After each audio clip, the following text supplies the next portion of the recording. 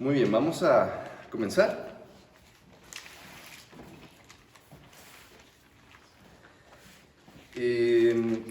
Siempre al empezar las cartas o libros, todavía no hemos profundizado en libros más grandes, pero después lo haremos si Dios nos lo permite. El más grande ha sido Romanos. Siempre les doy el contexto de la redacción de esa carta, ¿no? ¿Por qué el autor de la carta escribe de esa manera y escribe ese contenido? ¿Por qué, en las que hemos visto anteriormente, por qué Pedro estaba escribiendo eso? ¿Qué estaba pasando en su contexto para que Pedro tuviera la necesidad de escribir esto en el Espíritu? Y ahora que estamos viendo Juan, el domingo pasado no les di el contexto. Yo creo era demasiado intenso el capítulo y simplemente se me pasó verlo. Pero primero vamos a ver el contexto de por qué Juan está escribiendo esta carta. ¿Cuál es la necesidad que surge en la iglesia con los demás hermanos para que Dios a través de Juan hable lo que está diciendo en esto? No sé si ya lo habrán notado, si ya lo están estudiando en sus casas para venir preparados aquí. Pedro, ya vimos Romanos, Efesios, Gálatas, Primera de Corintios. Pedro es bien intenso en muchas cosas. Él dice así como lo que es, ¿no? Rápido, si te ofendes, ni modo, tú ofendes más a Dios con tu vida. Y así escribe Pedro y el Espíritu Santo lo respalda porque está inspirado por él. Sin embargo, Juan tiene una manera de hacerlo diferente. Pero, aunque conocemos a Juan, ¿no?, como ese discípulo amado, no es que sea muy tiernito y que trate el pecado con ligereza, ¿no? De hecho, es tan intenso como Pedro, pero de una manera diferente. Entonces, mientras Pedro dice unas cosas crudas como tiene que ser, Juan habla en sí es sí, no es no. ¿Te comportas como un cristiano, como una cristiana? ¿O no te comportas como un cristiano, como una cristiana?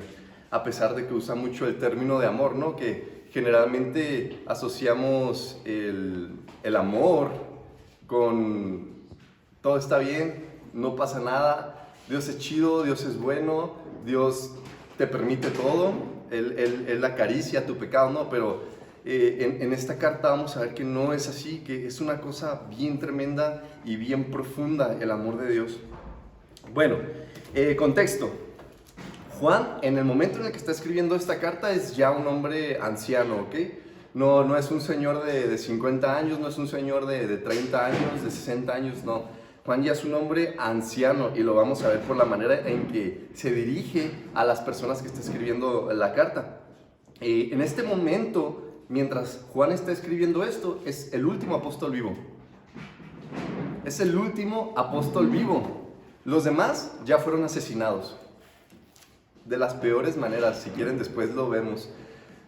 Todos los otros apóstoles, incluido Pablo, ya fueron asesinados. Decapitados, quemados vivos, crucificados, desmembrados. Juan tampoco se salvó de eso, ¿no? Que muchos dicen, no, Juan es el que murió más pacíficamente, es el apóstol que murió de anciano, murió en paz. A Juan lo metieron en una olla de aceite hirviendo, entonces no vivió tampoco cosas muy agradables. Sin embargo, por el poder del Espíritu Santo, él vivió a pesar de eso. Ya todos están muertos, ¿ok? Él es el último apóstol en ese tiempo, se escribió más o menos en el año 90, año 95, esta epístola se escribió, va dirigida a las iglesias en general. No va dirigida a una congregación en específico, va dirigida a las iglesias en general. Por eso en muchas de sus Biblias dicen en la parte de arriba, epístola universal, porque es general para todas las iglesias. Aquí vamos a ver que Juan ataca un problema que surge en este tiempo. Y ¿saben qué? Había una corriente que estaba naciendo, que a lo mejor algunos conocen de ella, es el gnosticismo. El gnosticismo proviene del griego conocer, conocimiento. Entonces, esta corriente estaba afectando mucho la vida en la iglesia. ¿Por qué? Porque ellos creían que se podía obtener un conocimiento más especial, que se podía obtener un conocimiento más profundo, solamente para cierto tipo de personas. El gnosticismo también atacaba la deidad de Jesús. ¿Por qué? ¿Qué decían ellos? Jesús y Cristo son personas diferentes, porque la base del gnosticismo es que uno de los principales exponentes fue Platón, es que la materia en sí misma es mala, o sea, la carne es inherentemente mala, por su propia naturaleza es mala, es perversa. Pero el espíritu es bueno. Si Dios es espíritu, entonces el espíritu es bueno. Así que si nosotros somos cuerpo y también somos espíritu, la carne es mala, pero el espíritu es bueno. ¿Qué significa? Esto lanza muchos problemas. ¿Por qué? Porque si tu espíritu es bueno y tu carne es mala, entonces puedes hacer lo que se te dé la gana. Porque cuando te mueras, lo que es malo se queda aquí y lo que es bueno se va a donde es bueno. Y eso empezó a provocar también libertinaje, que es el problema del cristianismo en cualquier época de todos los siglos. El querer aferrarse a Cristo y querer también aferrarse al pecado. Bueno, entonces ellos decían, no, Jesús era una persona, algunos sostenían esta postura, y Cristo, el Mesías, Cristo, el Espíritu de Cristo, vino en el bautismo de Jesús y poseyó a Jesús. De manera que quien hizo todas estas obras milagrosas fue el Mesías dentro del cuerpo de Jesús. Y antes de la crucifixión, Cristo, el que estaba dentro de Jesús, abandonó el cuerpo de Jesús. De manera que quien murió en la cruz simplemente era el receptor, ¿cómo se dice? El recipiente, gracias. El recipiente de Cristo, ¿no? Del Mesías, que él ya había regresado al Padre. Y esto va totalmente en contra, para empezar, de las profecías bíblicas. ¿Por qué? Porque Cristo es una persona, carne y hueso, porque nacerá de la Virgen. Desde Génesis lo podemos ver, y tu simiente te va a aplastar la cabeza. La simiente de la mujer es Cristo Jesús. Lo podemos ver desde el primer libro de la Biblia, ya estaba profetizado Cristo. Entonces, bueno, era toda una serie de barbaridades que, claro, muchas personas no tenían convicciones firmes, no estudiaban a profundidad las Escrituras, o bien tenían muy poquito tiempo de haber empezado a caminar con Cristo. Llegaban todas estas ideas, todos estos pensamientos, y una ola de confusión, una ola increíble de confusión, ¿no? Unos empezaban no, pues es que a lo mejor sí tiene sentido que Cristo haya venido y haya poseído el cuerpo de Jesús. De hecho, por esta época, bueno, no por esta época, aproximadamente unos 100, 150 años, comenzó, o no sé si poquito antes, nunca hay una fecha específica, a redactarse el Evangelio de Judas, que también se ve claramente influenciado por la corriente gnóstica. En el Evangelio de Judas, los estoy poniendo en contexto, aquí no los quiero aburrir con una clase de historia. En el Evangelio de Judas, que obviamente no lo escribió Judas, se escribió cientos de años después de que Judas se suicidara. El personaje principal es Judas, y describe una conversación íntima con Jesús, donde Jesús le está revelando, según esto, muchísimas cosas. Habla acerca de estrellas, acerca de planetas, acerca del espíritu, nada más. Este evangelio se refiere a eso, porque Jesús está hablando de que cuando Él abandone su cuerpo, porque Él habla de que está en un recipiente en ese evangelio. Entonces imagínense cómo estaba la cosa para que se atrevieran a redactar un evangelio, ¿no? Un nuevo evangelio, el evangelio de Judas. Ahorita conocemos algunos también, algunas herejías iguales, ¿no? Pero eso era en ese momento. Ok, entonces, confusión en la iglesia por causa del gnosticismo. Pablo escribe esta carta, porque esta es la que habla de eso, para rechazar a los falsos maestros, a los falsos profetas. ¿Por qué? Porque la enseñanza de Cristo es una, y tenemos a sus testigos, que son los apóstoles, en quien mandó que nos enseñaran a nosotros, la iglesia, todo lo que Él enseñó, y ellos fueron respaldados por el Espíritu Santo para dar todas esas enseñanzas. Y Juan habla de esto en estos capítulos. Vamos a empezar ahora sí, entonces. Bueno, en el capítulo 1 pues estuvimos viendo quién es Jesús, ¿no? Lo que pudimos ver, lo que pudimos tocar, lo que nuestras manos palparon respecto al verbo de vida. Está diciendo Juan, hey, Soy testigo de que Jesús estuvo aquí, yo estuve con Él. Lo toqué, lo vi, comí con Él, dormía con Él, conviví con Él por ciertos años.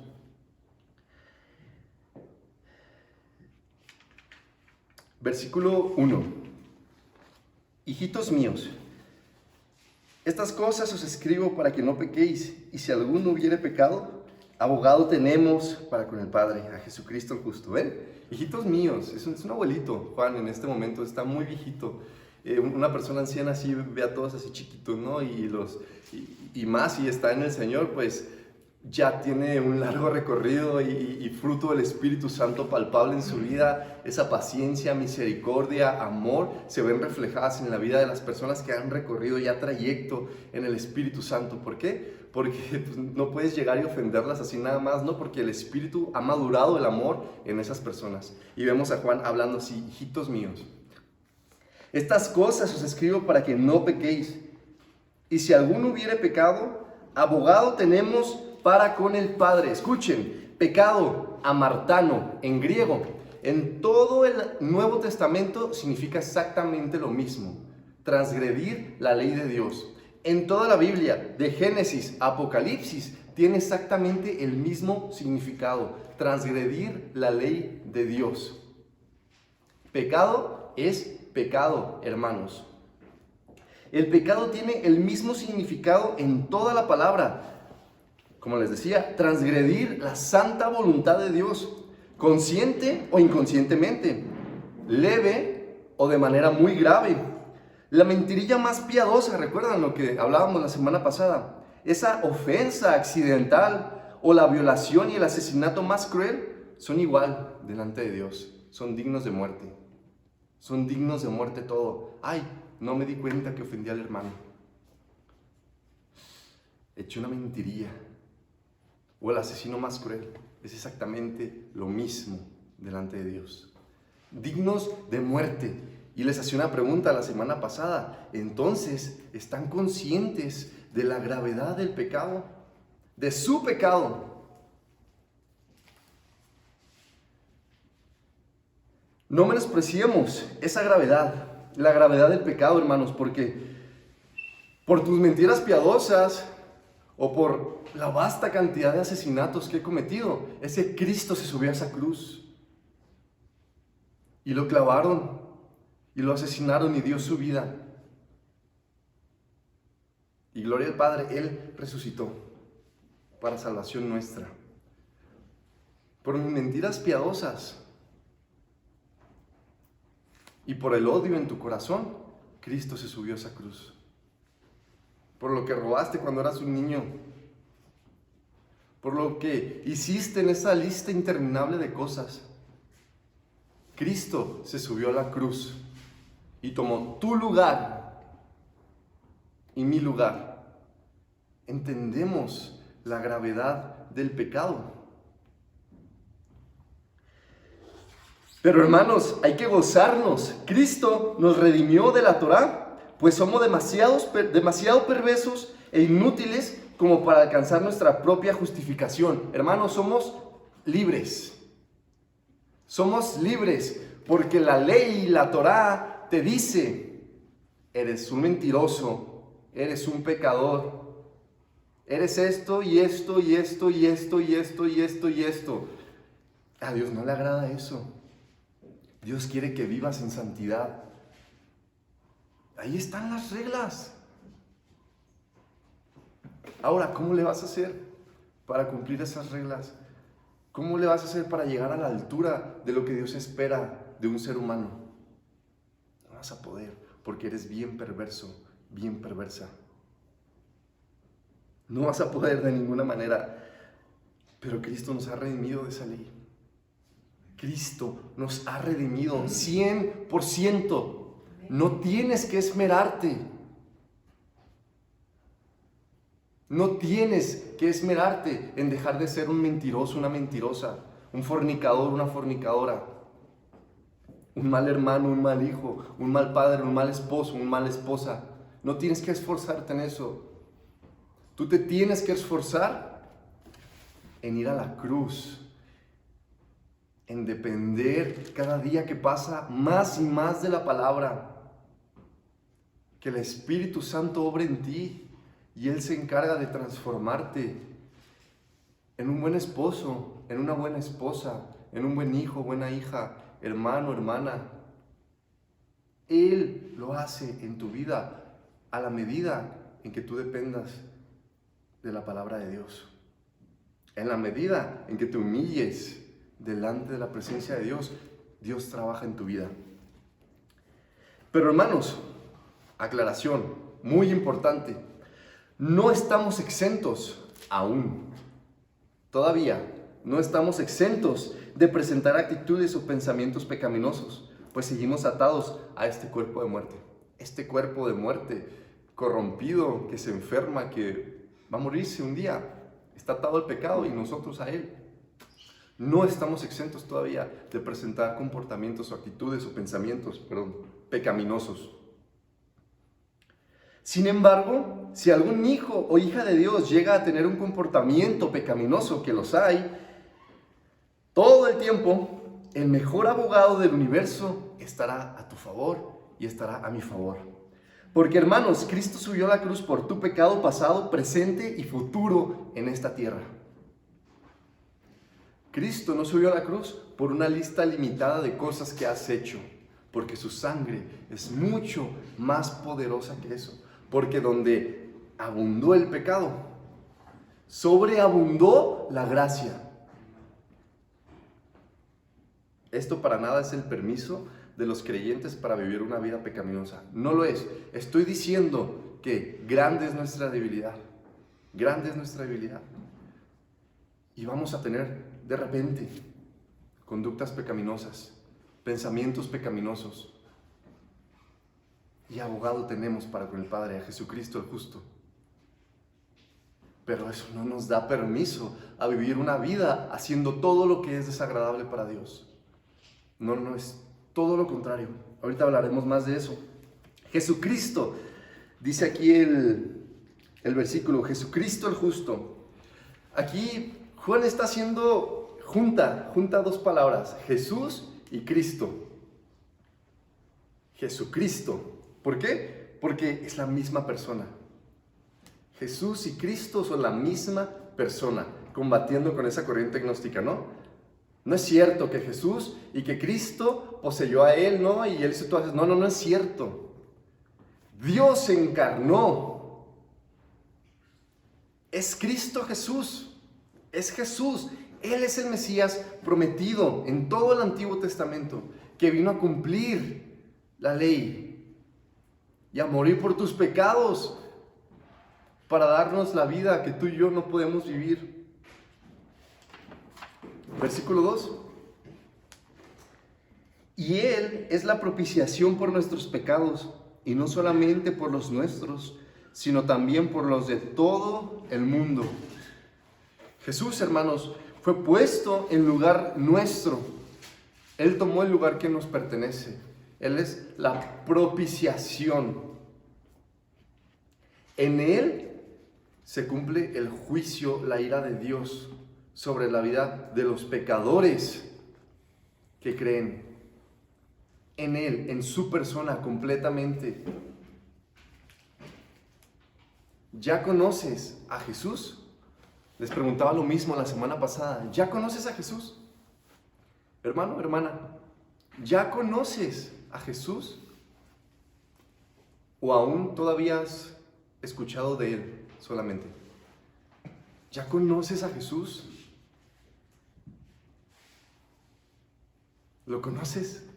¿Conoces su personalidad? ¿Conoces qué te diría en cierta situación? ¿Puedes ir con confianza a Él? ¿Puedes invocar su nombre con confianza sabiendo que Él responde en favor tuyo?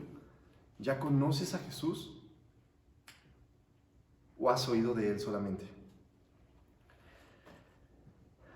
Su sacrificio es suficiente para cada ser humano que haya existido jamás.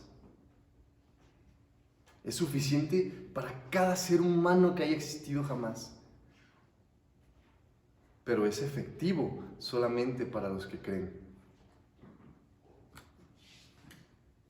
La sangre de Jesús es poderosa para salvar a cada ser humano. Pero la salvación se hace efectiva solamente cuando un corazón corrompido por el pecado se doblega delante de la santidad de Dios, se humilla y reconoce su estado horrendo de pecado, confiesa sus pecados a Dios y hay arrepentimiento, hay vida nueva. Versículo 3. Y en esto sabemos que nosotros le conocemos si guardamos, ¿qué? Sus mandamientos. ¿En qué sabemos que le conocemos? Si guardamos sus mandamientos. Y no nos vamos a tomar a la ligera estos versículos, ¿ok? Porque hay muchas personas que creen que llegando a estos versículos se tiene que alcanzar también de nuevo la salvación, ¿no? Al cumplir todos los estatutos de la Torá. No es así, vamos a profundizar en ello. Hermano, ¿conoces a Jesús? Te hago esta pregunta de nuevo. ¿Tu vida refleja que lo conoces o que solamente has escuchado de Él? Dios sabe si conoces a Jesús o si solamente has escuchado de Él. Dios lo sabe, Él conoce todo eso, no hay que esconderlo, Él lo conoce. Pero tu vida refleja que conoces a Jesús o que tienes unos 5, 10, 15, 20 años congregándote, escuchando de Él nada más. Tu vida, hijo de Dios, hija de Dios, refleja que conoces a Jesús.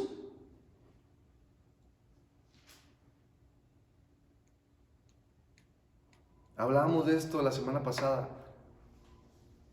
Porque Dios es lo peor que le va a pasar a los que lo niegan con su manera de vivir, a los que no creen. Es lo peor, no se imaginan qué horrenda cosa, qué escalofriante evento va a apreciar el universo.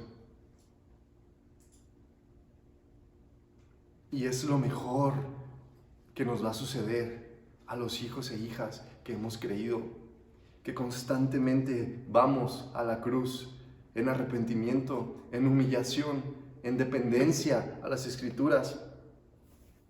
Sí, somos redimidos de la ley, pero no para permanecer pecando, sino para vivir amando la verdad en Jesús, caminar en el Espíritu, lo cual es todo lo contrario a caminar en la carne. Ustedes saben que caminar en el Espíritu es hacer todo lo contrario a caminar en la carne. Caminar en el Espíritu es caminar buscando la voluntad de Dios, buscando agradar al Padre. Es buscando vivir en Cristo Jesús, guiados por el Espíritu Santo, dependientes de la palabra. Caminar en la carne es caminar satisfaciendo cada cosa que se le ocurra a tu cuerpo, a tus pensamientos apartados de Dios. Son cosas totalmente opuestas. Versículo 4 al 6. El que dice, yo le conozco, y no guarda sus mandamientos, el tal es mentiroso, y la verdad no está en él. Pero el que guarda su palabra, en este verdaderamente el amor de Dios se ha perfeccionado. Por esto sabemos que estamos en él. El que dice que permanece en él, debe andar como él anduvo. Palabras grandes, fuertes. Unos zapatos imposibles de llenar. Un saco que ni a ti ni a mí me queda. Sí estamos fuera de Cristo. Pero si confiamos en Él, si confiamos en el Dios de nuestra salvación, no somos nosotros quien llenamos esos zapatos y ese saco. Es Cristo Jesús en nosotros. Es su sangre limpiándonos de nuestra perversidad para alcanzar vida eterna. ¿Cuáles son los mandamientos de Jesús? ¿Cuáles son esos mandamientos que vamos a estar mencionando a lo largo de esta carta? 1. Amar a Dios sobre todo. Amar a Dios sobre todas las cosas. ¿Es Dios quien reina en tu corazón? ¿Es Dios quien ocupa la posición más alta en tu vida? Haces bien. 2, amar al prójimo como a ti mismo. Son los mandamientos del amor. ¿Quién reina en tu corazón? ¿O qué reina en tu corazón? Examínate constantemente. ¿Qué refleja tu vida, tus decisiones, tu forma de hablar, tu forma de tratar a tu esposo, a tu esposa, a tus hijos, a tus hermanos, a tus, yo qué sé, líderes, jefes, empleados? ¿Qué refleja esa actitud? ¿Que conoces a Cristo? ¿O que tienes buenos oídos nada más? Si yo cumplo esos mandamientos, entonces el amor de Dios se ha perfeccionado en mí, porque sin duda no puedo cumplirlos por mi propio esfuerzo y voluntad. Ojo, hermanos, esto tampoco significa que somos salvos por cumplir los mandamientos del amor. Así que si un incrédulo o alguien que no se ha arrepentido busca alcanzar la eternidad por cumplirlos, ciertamente pues no podría. Pues estos son una consecuencia del Espíritu Santo trabajando y produciendo fruto en la vida de nosotros. Alguien sin arrepentimiento, alguien que ama el pecado más que a Dios, alguien que niega a Dios constantemente, no puede cumplir los mandamientos del amor. No puede, porque no está en Él. Cumplirlos es una consecuencia del Espíritu Santo trabajando en el corazón del creyente. Día tras día, evento tras evento, ofensa tras ofensa. Es un fruto del Espíritu Santo. Nadie se propone amar a Dios, primero, porque es perverso.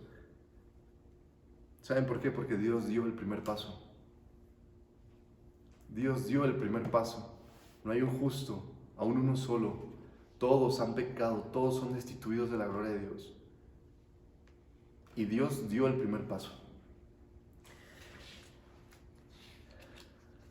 Permanecemos en Cristo y Él permanece en nosotros solamente porque su Espíritu Santo está obrando dentro de nosotros. ¿Cuán inútiles somos? Que te quede bien claro. Eres un inútil, eres una inútil, yo soy un inútil.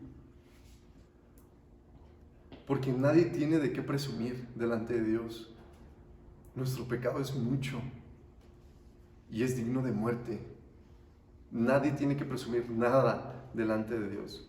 Y si podemos presumir de una cosa, lo hablábamos la semana antepasada, es que Cristo Jesús murió por nosotros.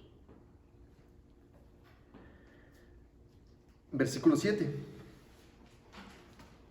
Hermanos, no os escribo mandamiento nuevo, sino el mandamiento antiguo que habéis tenido desde el principio. Este mandamiento antiguo es la palabra que habéis oído desde el principio. Juan no estaba haciendo referencia a un nuevo mandamiento, algo que se le estaba ocurriendo en el momento, o a nuevas ordenanzas que Jesús no enseñó. Es lo que ya está escrito, no son invenciones de hombres. Es lo que Jesús ha estado enseñando. Y hablamos de que aquí estamos en el año 90, 95, ¿ok? Lo que Jesús enseñó fue hace casi 100 años de eso.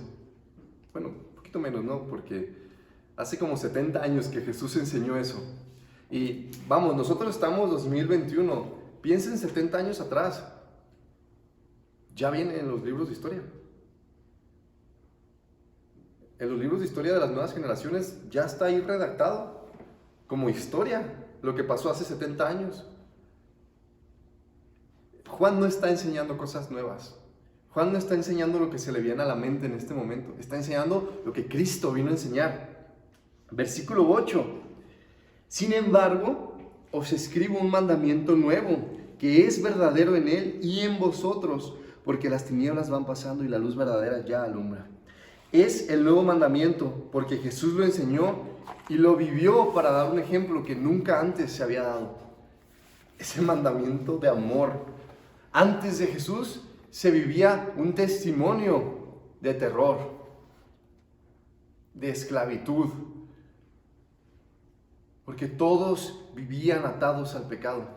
Ciertamente hasta hoy muchos viven atados la mayoría atados al pecado. Solamente en Cristo Jesús esas cadenas Él las rompe. Y el pecado no reina más en nuestras vidas. Aunque está presente, no reina más en nuestras vidas. Pero sin Cristo Jesús esto es imposible, imposible.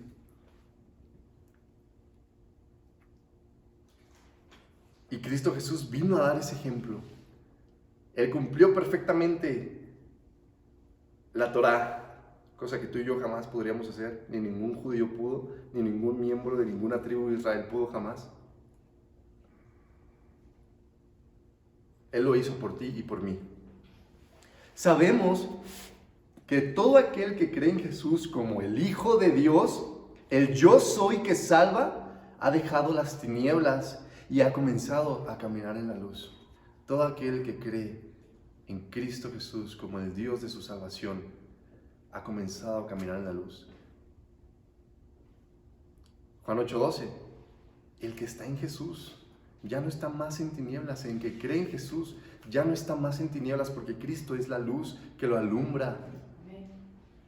La luz de Jesús nos alumbra para vivir la palabra y testificarla a todas las personas. Pero, versículo 9 al 11, el que dice que está en la luz y aborrece a su hermano está todavía en tinieblas. El que ama a su hermano permanece en la luz y en él no hay tropiezo. Pero el que aborrece a su hermano está en tinieblas y anda en tinieblas y no sabe a dónde va, porque las tinieblas le han cegado los ojos. Congruencia, tú, hijo de Dios, hija de Dios, ¿dices conocer a Jesús? Entonces seguramente estás amando a tus hermanos. Pero hay algunos que dicen conocerlo y hacen chismes de los demás. Unos los producen y otros los pasan. Hacen chismes de las personas, cuentan mentiras de algunos otros, envidian a los demás hermanos, son groseros, son indiferentes, odian a los hermanos. Ay, ¿a poco sí pasa eso dentro de una iglesia? Pasa.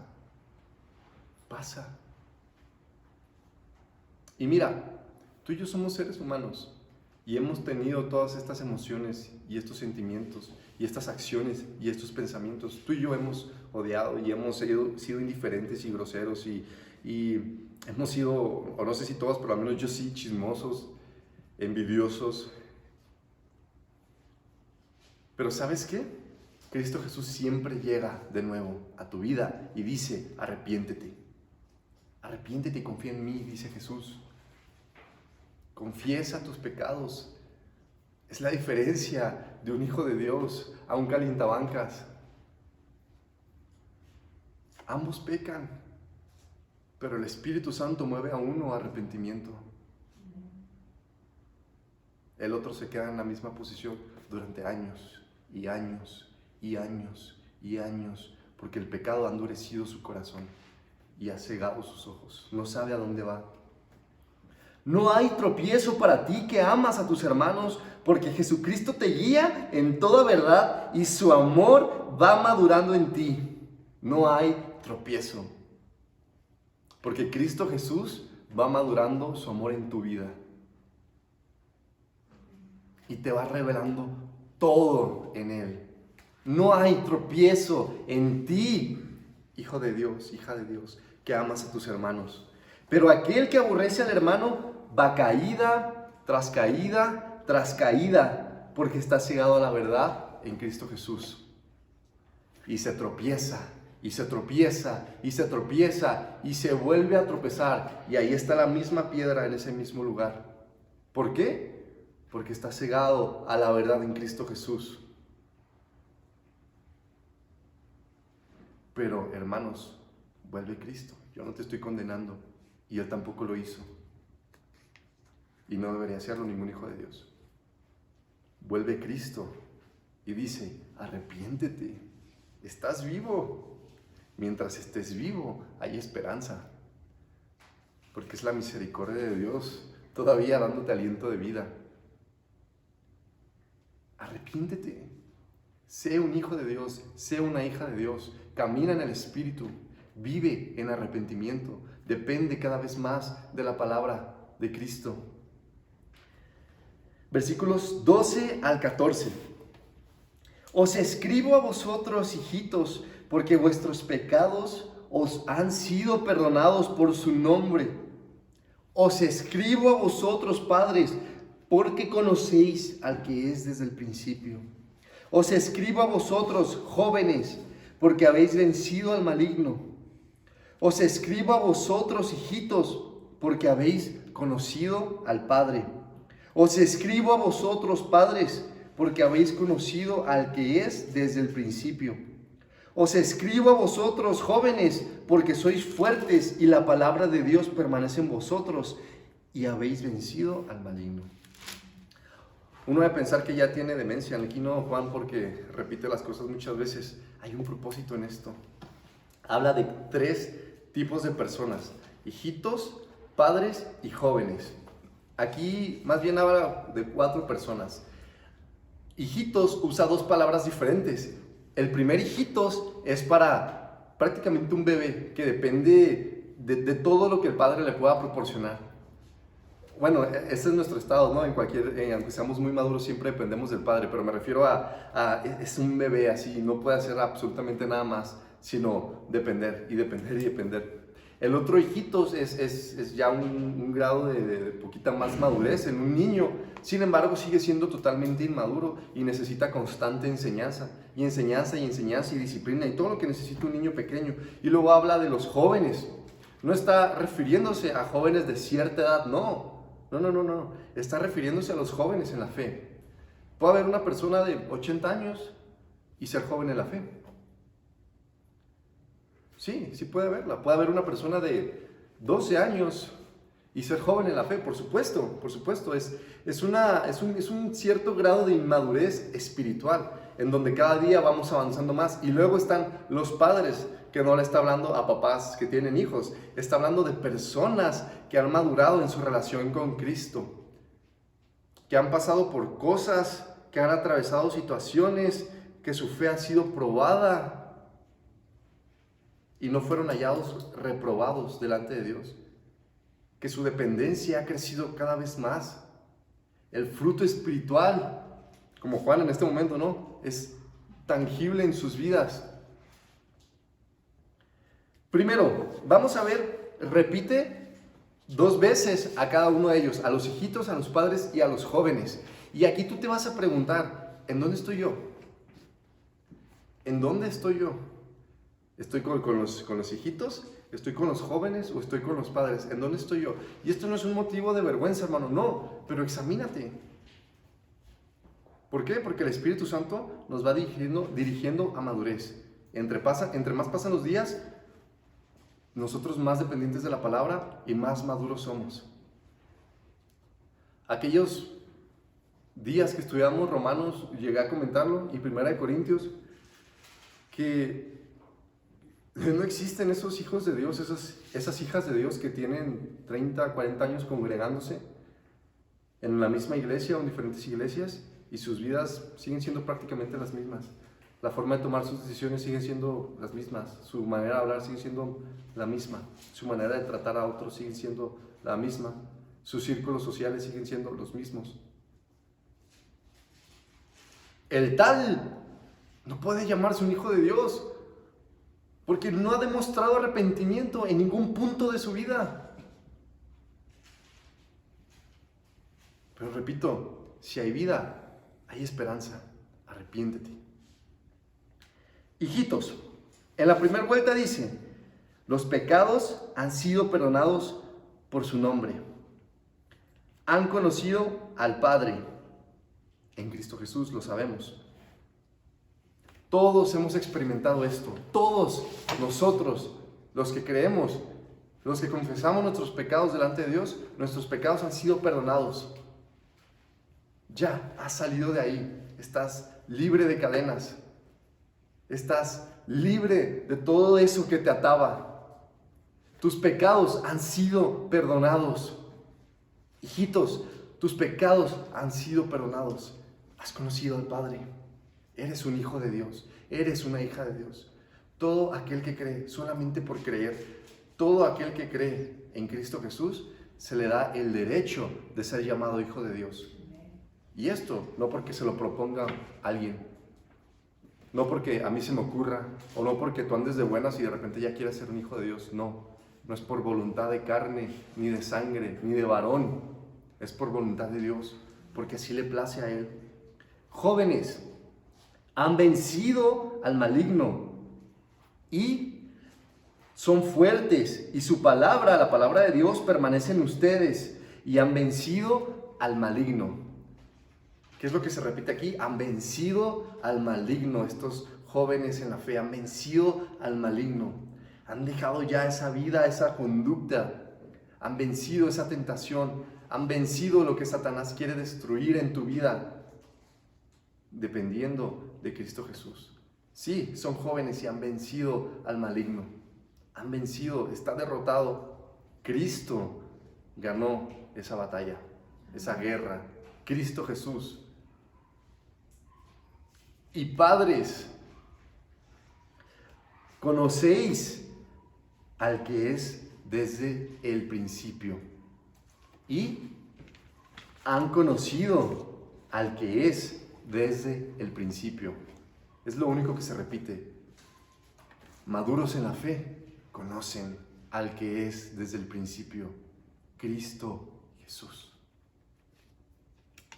Ya conoces a Cristo Jesús. Ya conoces a Cristo Jesús. Has intimado tanto con el Señor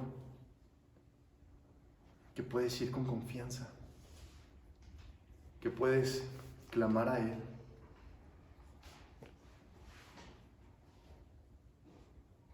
O mejor dicho, son conocidos por Él.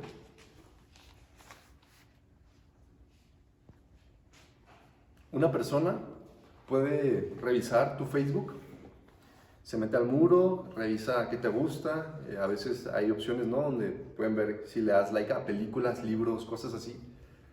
¿Quiénes son tus amigos? Si estás en una relación, tus fotos de diferentes años, tus viajes, eventos que has tenido, tus diferentes fotos de perfil, de portada. Y puede conocerte a través de Facebook. A esa persona pues, le gusta tocar la guitarra, tiene muchos amigos, es muy social o no es muy social, y puede conocerte así. Pero esa persona no te conoce cara a cara. Si tú te la llegas a encontrar por la calle y te reconoce porque te ha stalkeado mucho, ¿no? ¿Cómo estás? Te va a decir a lo lejos, ¿no? Y tú vas a ver el ¿cómo estás? Y tú vas a decir, pues sí sé quién es. ¿Y esa persona qué, no? O sea, ¿de dónde me conoce? ¿Dónde nos conocemos o qué? Con Cristo Jesús es exactamente lo mismo. Se cuenta que este es el Facebook de Dios, ¿no? Este es un muro y aquí está toda su información. Y hay millones de personas que han stalkeado su muro. Y luego, cuando se llegue aquel día, ese día de juicio, muchos van a ir, Jesús, ¿cómo estás? ¿Y Jesús qué va a decir? Yo no te conozco. Apártate de mí, hacedor de maldad. Tírenlo a las tinieblas.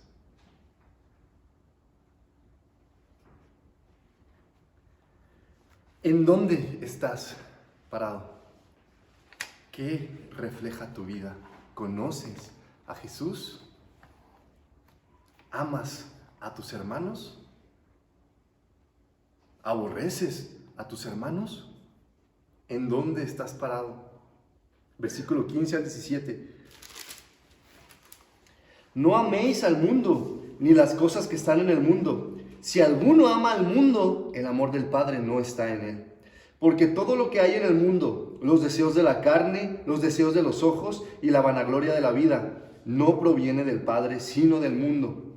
Y el mundo pasa, y sus deseos. Pero el que hace la voluntad de Dios, permanece. ¿Hasta cuándo permanece? Para siempre. ¿Cuándo se acaba siempre? Nunca. Siempre es siempre.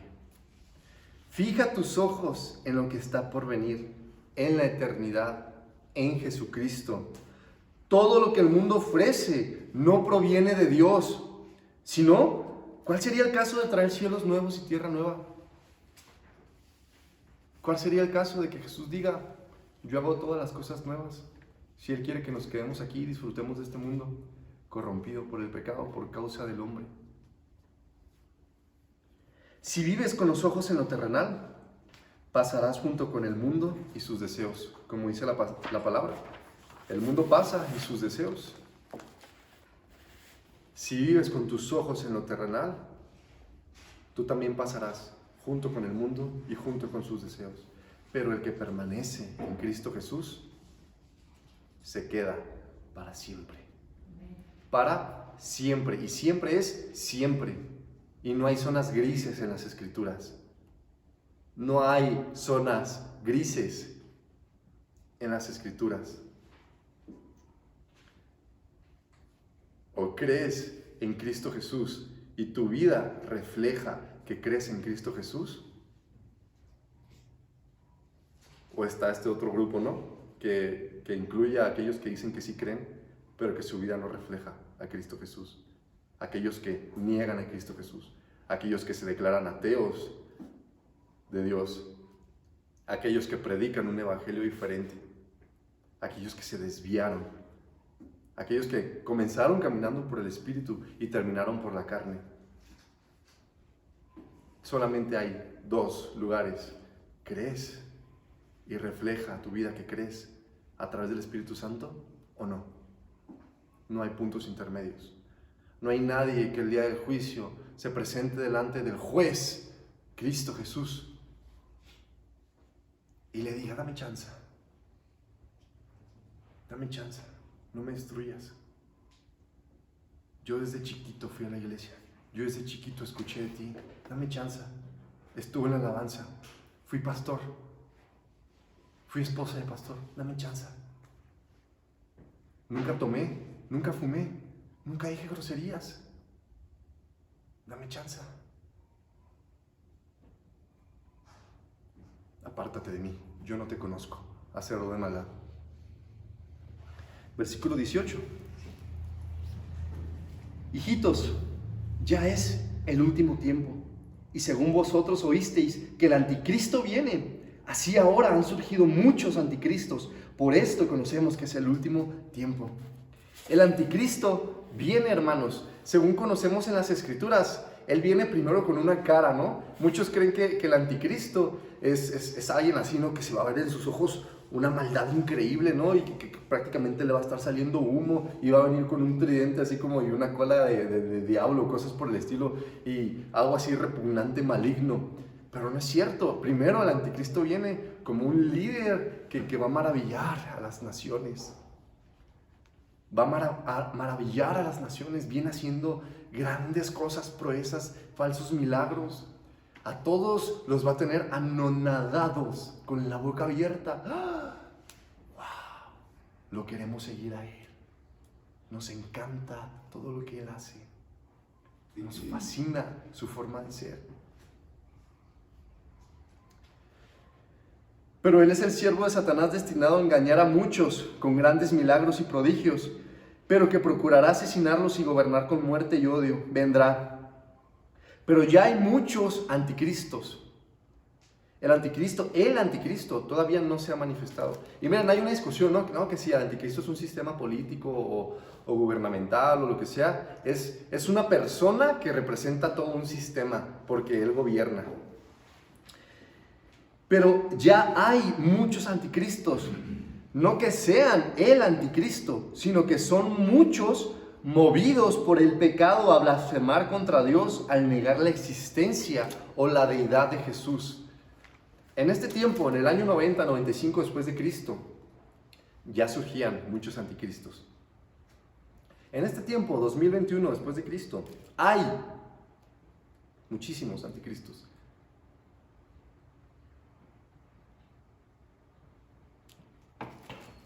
Negar la deidad de Jesús, negar a Dios o todo lo que es de Dios. Personas que se mueven por el pecado, por la carne, a blasfemar contra la santidad de Dios, contra Cristo Jesús, Versículo 19. Salieron de nosotros, pero no eran de nosotros, porque si hubiesen sido de nosotros, habrían permanecido con nosotros. Pero salieron para que se manifestase que no todos son de nosotros. Recuerden, hermanos, que junto con el trigo crece la cizaña, y en aquel día será arrancada la cizaña, lanzada al fuego. El trigo es para el Señor. Examínate constantemente. Constantemente, hermanos. El Evangelio no es cosa ligera. Se trata de tu vida. Se trata de tu eternidad. No, es que nada más con ir a la iglesia basta. Nada más con no decir malas palabras o no tener malos amigos o no emborracharte. Con eso basta, con eso basta. Cuando despiertes aquel día, desearás con todas tus fuerzas regresar a este momento y clamar, y clamar, y clamar, y clamar, y buscar el arrepentimiento. Y estás aquí hoy estás aquí. Hoy estás aquí. Hermanos, ¿por qué nunca me han visto a mí decir al final de cada prédica, levante la mano quien quiere recibir a Cristo Jesús? Que me imagino que ya lo han de saber. Pero si no, aprovechando el tema, les explico. Muchas personas dicen, levante la mano para ver quién quiere recibir a Cristo Jesús. Muchos o algunos levantan la mano y dicen, repitan después de mí esta oración, ¿no? Repiten la oración. Y un aplauso, hay fiesta en los cielos, porque alguien se ha arrepentido. No. La oración de fe no salva a nadie. El que salva es Cristo Jesús. Y cuando una persona se ha arrepentido, manifiesta con su vida arrepentimiento. No dudo que una persona sea movida por el Espíritu Santo. Y en esa oración de fe realmente hay arrepentimiento. Y marque un antes y un después en su vida esa oración de fe. No lo dudo. Pero yo hacía esa oración de fe como unas 5 o 6 veces al año. Durante como 8 años. Por si las dudas. Porque vivía en pecado. Porque mi vida no demostraba arrepentimiento. Se llegaba enero y las primicias, ¿no? Ahí en la congregación y pues hermanos, ¿quién quiere recibir al Señor Jesús? Y como yo ya había levantado la mano como 10 veces, ya no quería que nadie me viera, nomás agachaba la cabeza y mientras todos estaban orando, yo, Señor Jesús, te reconozco como mi Señor y Salvador y por favor, pues, ayúdame. Y ya está, como que bueno, ya la hice como quiera. Y luego se llegaba a febrero, marzo y vámonos otra vez. ¿Por qué? Porque ya había acumulado un montón de cosas en mi vida que no reflejaban un arrepentimiento genuino. 8 años en mi vida haciendo la oración de fe y ninguna de esas veces esa oración me salvó. Cristo Jesús es el que salva, hermanos. Cristo Jesús es el que salva.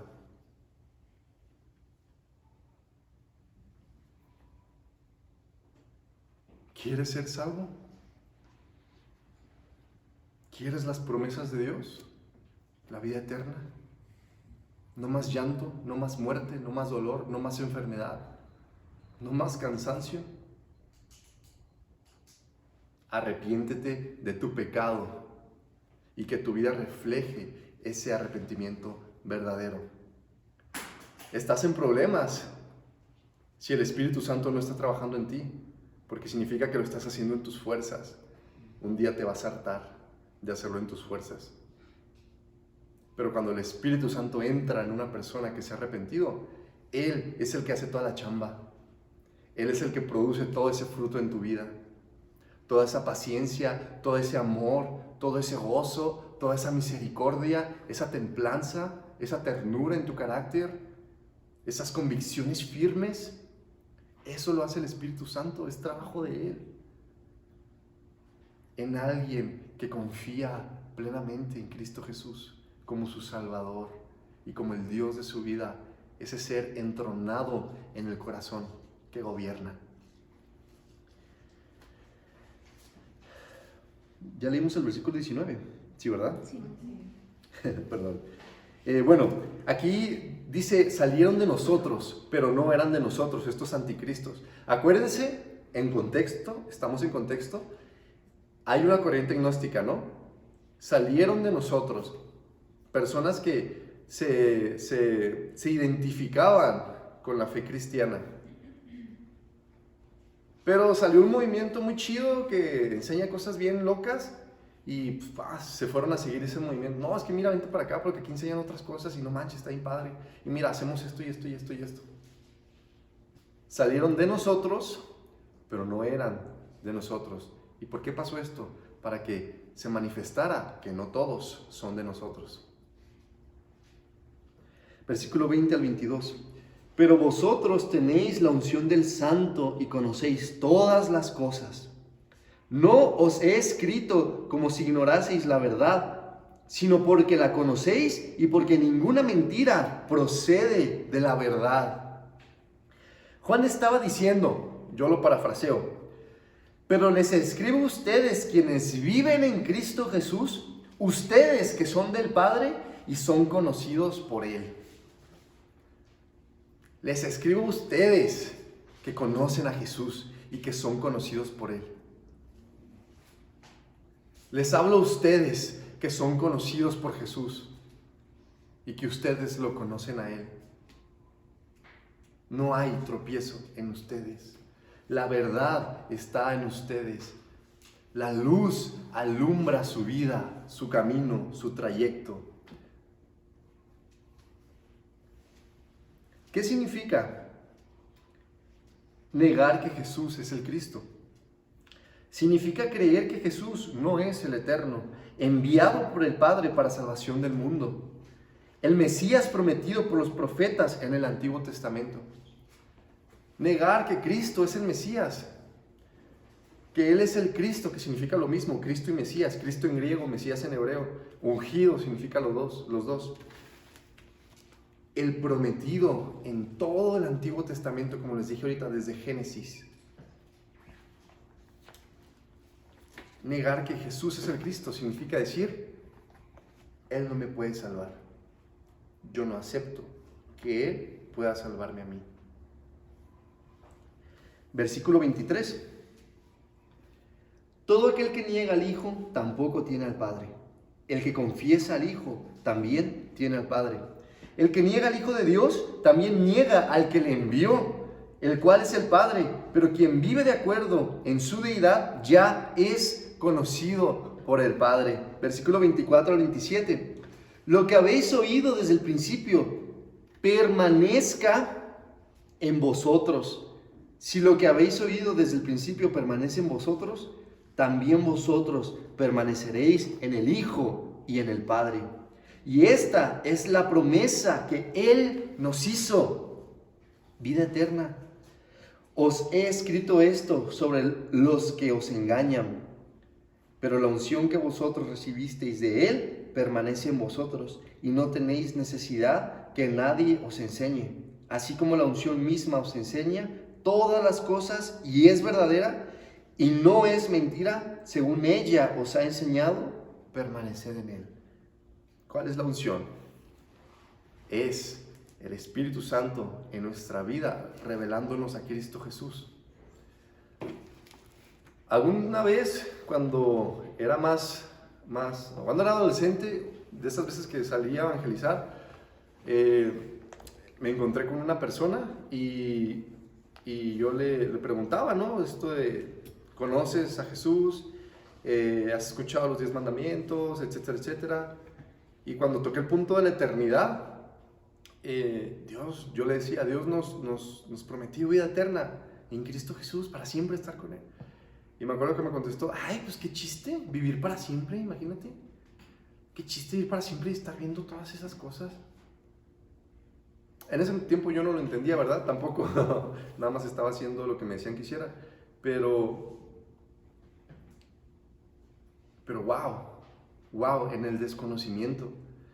La vida eterna no es estarte sentado para siempre en una eternidad o estarte en la cama aburrido para siempre.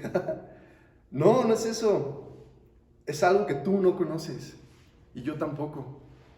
Porque, ¿qué es lo que nosotros conocemos? Lo terrenal.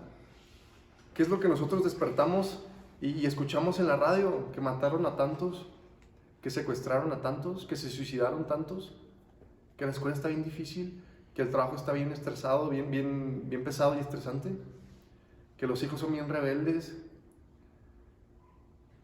que mi pareja me hizo esto y aquello, que me corrieron. ¿Qué es a lo que estamos acostumbrados? Nos imaginamos una eternidad con esto que conocemos y casi suena un infierno, ¿no? Pero no es nada que tú y yo conocemos.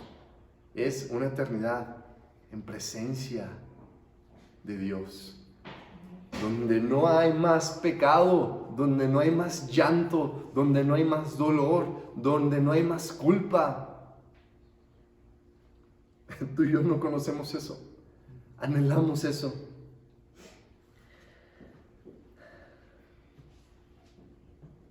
Permanecer. Leímos del versículo 24 al 27. Permanecer es la palabra que más se repite en estos versículos. Permanecer, permanecer, permanecer, permanecer, permanecer. 5 veces se repite permanecer. ¿Qué significa permanecer? Mantenerse sin cambios en determinado estado. Vamos a leer rápido Mateo 24 al 13. 24 al 13, les dije, 24 al 13. Mateo 24 al 13.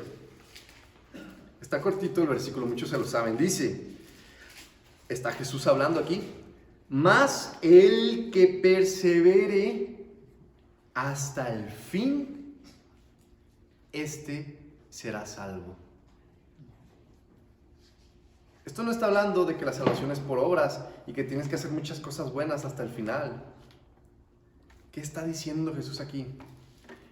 El que diga que es hijo de Dios, hija de Dios, con su vida refleje el arrepentimiento,